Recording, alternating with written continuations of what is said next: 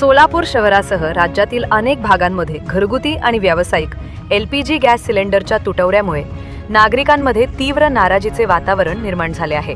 Gas cylinder book करूनही अनेक दिवस प्रतीक्षा करावी लागत असल्याने अनेक कुटुंबांची चूल अक्षरशः थंड पडण्याची वेळ आली आहे। दरम्यान केंद्रातील भाजप प्रणित मोदी सरकारने अलीकडेच घरगुती 14 किलो गॅस सिलेंडरच्या किमतीत 60 रुपयांची तर व्यावसायिक 19 किलो सिलेंडरच्या किमतीत 115 रुपयांची वाढ केली आहे। आधीच महागाईनं त्रस्त असलेल्या सर्वसामान्य जनतेवर ही दरवाढ आणखीन एक आर्थिक बोजा ठरत असल्याची टीका करण्यात येत आहे।